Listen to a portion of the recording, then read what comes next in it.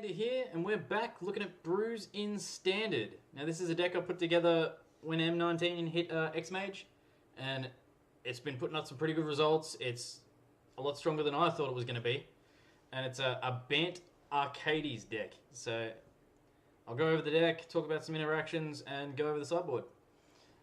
So we'll start off the lineup with a 4 of Lenore Elves, which is for 1, a 1/1, tap at 1 green. Just in there for the ramp. So, yeah, that's a pretty good card. Because Arcades... Oh, sorry. I'll go over Arcades first. So, is Arcades the Strategist, which is for 4, so 1 and Bant, which is green, white, blue. A 3/5 with Flying and Vigilance, so this is an Elder Dragon. Whenever a creature with Defender enters the battlefield under your control, draw a card.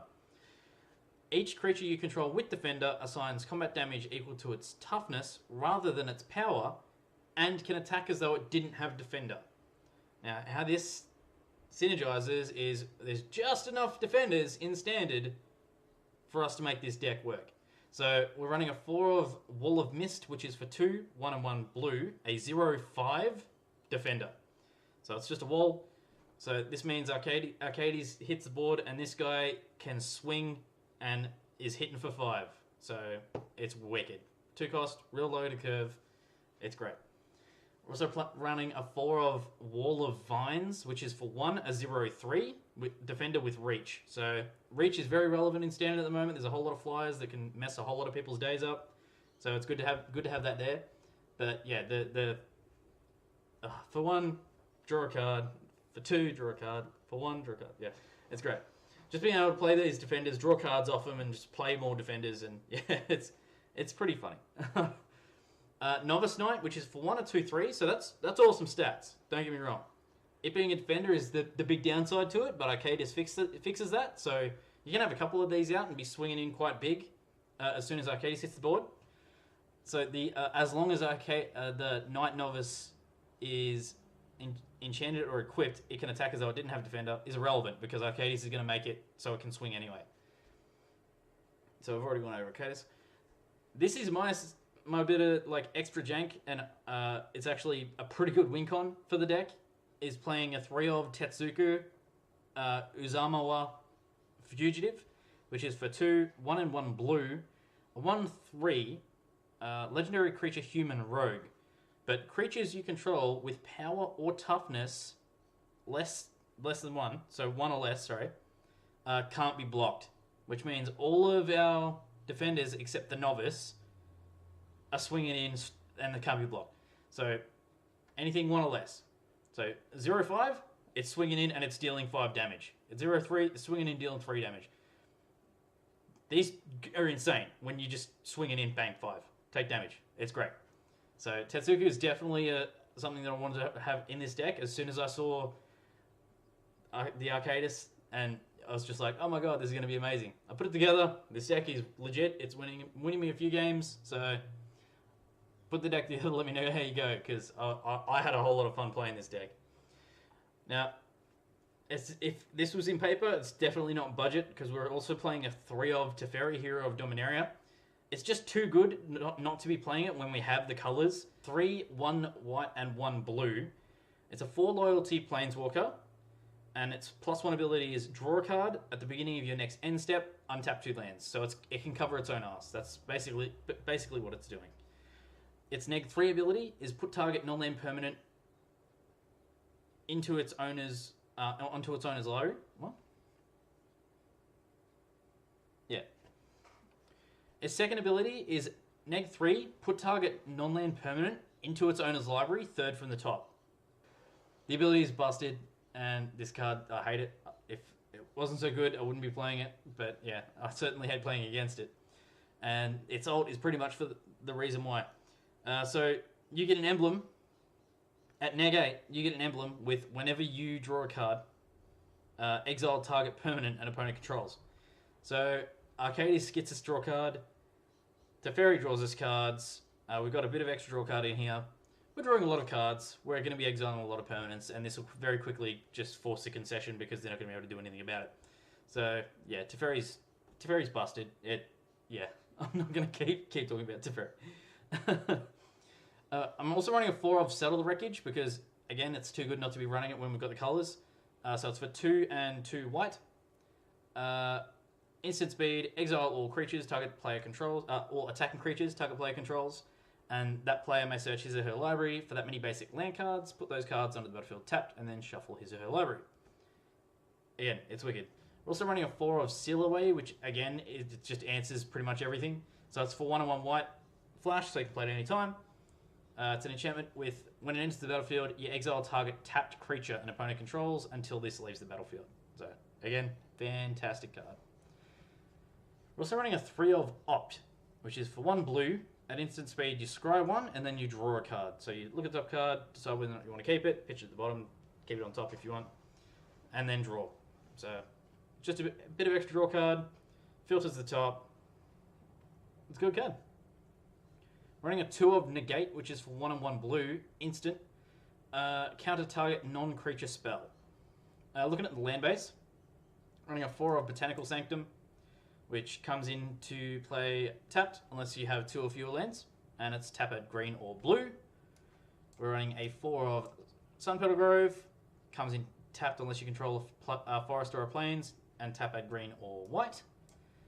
Running a 3 of Evolving Wilds, just because we want to be able to get to our colours, and this is going to help us do it. We're running a 3 of Plains, a 2 of Islands, a 2 of Forests, 2 Irrigated Farmlands, which is just tap for blue or white, comes in tapped, it's a Plains Island, and cycles for 2. And we're also running a single copy, Silver Bullet copy, of Scattered Groves, which is the Grim White version of the same card, so it's got 2 cycle. Checking out the sideboard, we have the rest of our counter spells, basically. So we're running another 2 of Negate. We're running a 3 of Essence Scatter, which is counter target non-creature spell for 2. Counter target creature spell for 2. So this will answer your Hazrats, this will answer all the big stuff that if you couldn't beat them in the first game because they hit board, yeah, this will answer it. The Seal Away is the Settles, they kind of do it anyway, but yeah, it's just if we need more control, it's here to be able to use it. We're also running 2 of Sentinel Totems. This is for a graveyard matchup. As always, anyone who's seen my videos knows that this is my favourite graveyard hate in standard at the moment. So it's just for 1, comes into play, end of the battlefield, you scry 1, and then tap, exile this, and exile all cards from all graveyards. So it's a great card. Running a Silver Bullet copy of River's Rebuke, which is for 6, 4 and 2 blue. So we're basically running a control deck, so we do go into the late game. Return all non-land permanents target player controls to their owner's hands. Now this can be just a blowout. If it's a token deck, you return all their stuff, they just can't do anything about it. We're also running a 2 of Broken Bond, which is for 1 and 1 green. Destroy target artifact or enchantment. You may put a land card from your hand onto the battlefield.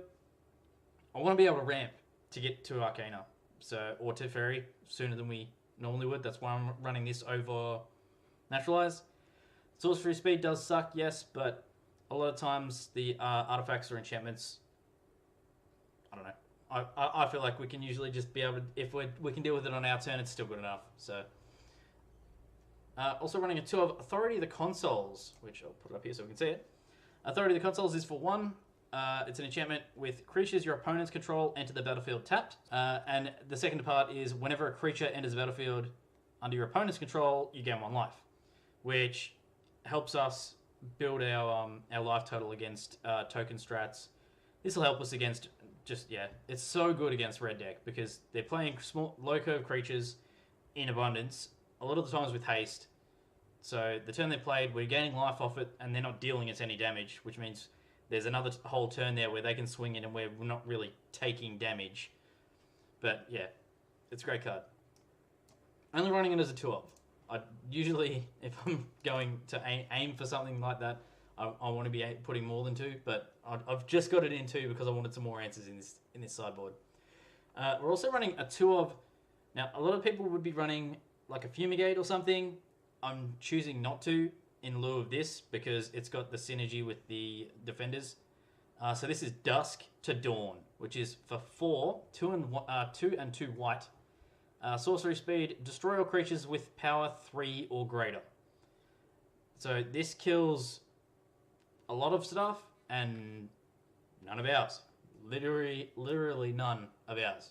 If you look at our creatures, 1 power, 0, 0, 2, 3, and 1. So yeah, if we're playing against monsters, if we're playing against dinos, if we're playing against... Hell, you play against merfolk and they've got enough anthems out. You play against zombies, they've got enough anthems out. This is a one-sided board wipe. A lot of the time. And the Dawn ability, which is the aftermath, so we can play it from our graveyard after we've played it, is for 5, return all creature cards with power 2 or less from your graveyard to your hand.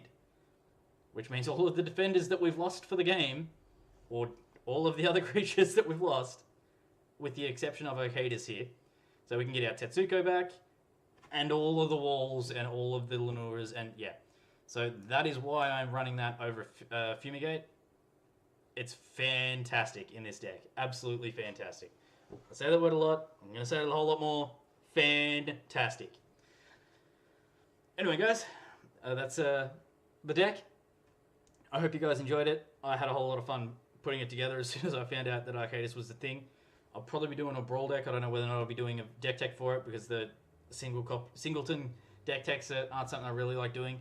But yeah, I'm definitely going to be playing the deck, and I'm going to be making a commander deck for it. It's going to be a whole lot of fun. If you liked the deck, let me know in the comments. If you didn't like the deck, let me know in the comments. Hit like, share, subscribe. Hit the bell for notifications to see the videos when they come out. Yeah. See you guys. Thanks for watching my videos, and I will see you guys in the next one.